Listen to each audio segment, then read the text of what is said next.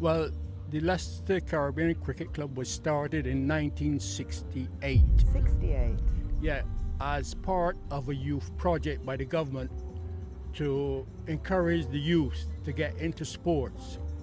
But the only trouble is the sports they wanted to get into was either rugby, football, tennis. It was started by a chap I think called Earl Robinson and Mr. Healy, Ian Healy. Well, this part of the city, it was strange really because we played here. We moved from the park to here, but then there was a problem with the water. Like when it rains, obviously that time it used to rain a lot, so the water from the surrounding areas used to come down the like the road, the manholes and that along the road, the pipes used to run down.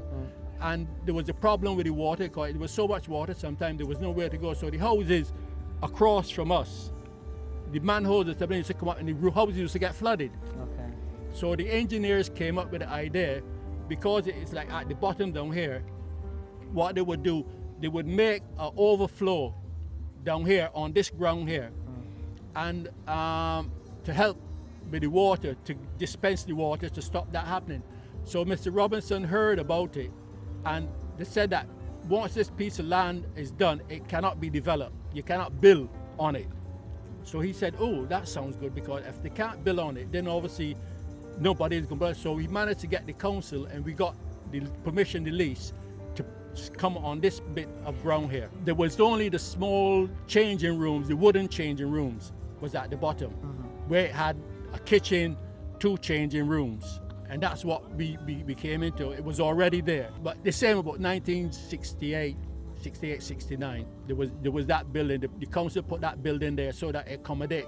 That was the time that the changing rooms and everything, that was for 2 teams. And then after that, I think in probably about 1980, 82, then they decided that it wasn't viable then to have the change room, so they decided to get some porta cabin, and convert it into a clubhouse. This one here. This the one that I have there now. Convert it into a clubhouse, but still keep the old changing rooms. So that's been there since 82. But I say around there about 82, 83. When I came down here and I see about 4 years or 5 years now, turning here by meeting George Martin, I said, wow,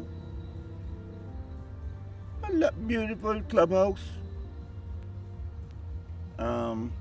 nets, wickets, we have covers and then all them things we only added recently, but we never knew anything like that before. Okay. It was a hard time to live in.